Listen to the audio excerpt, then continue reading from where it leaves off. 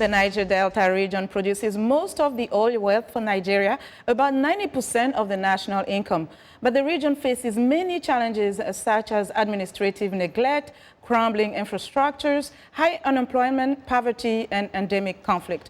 Observers say efforts must be increased to improve the living conditions in the region. The Foundation for Partnership Initiatives in the Niger Delta seeks to achieve a legacy of sustainable peace and development among communities in the Niger Delta. Joining us in the studio is Ese Emerhi, Manager of Advocacy for Niger Delta Development, PIND Foundation. Ese, welcome to the program. Thank you so much for having me. So how do you promote development in the region that is so much affected by everything that I said earlier, poverty, conflict, and everything else? Yeah, so for PIND Foundation and NDPI in particular, we understand all of these challenges, and so we know that there is no one approach to it. And our approach is using partnership to help solve some of those solutions.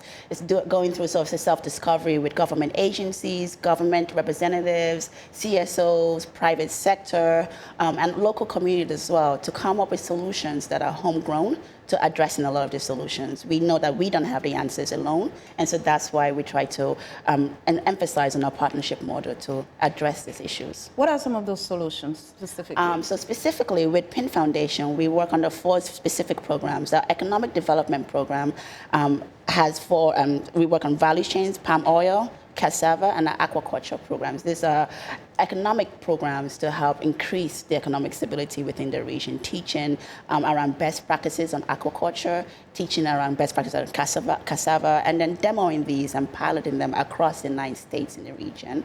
Under our capacity building program, we train CSOs specifically around some basic administrative and financial management for their institutions so that they are able to absorb grants or aid coming in from multinational organizations and can be able to implement these projects on their own sustainably.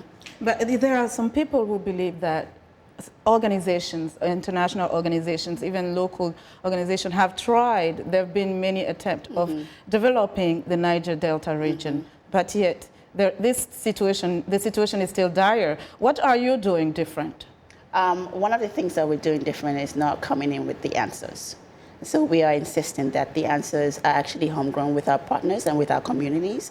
We are definitely going through the approach of learning and using a market-driven approach in terms of understanding the systemic root causes of some of these issues, especially around security and peace. So one of the programs that PIN has is a Partnership for Peace program, which is an integrated peace effort that combines conflict mitigation, peace building in all of the 9 states. So we have chapters in all of the 9 states with over 30 sub-chapters training peace agents. We have now over 30,000 peace agents around conflict mitigation. So they know the issues within their communities. They can come to us with solutions, and we just help to empower them to actually leverage those opportunities for those communities. Are you able to measure impact? Yes, I think so, definitely. So the PIND Foundation has been in the Niger Delta for 5 years now.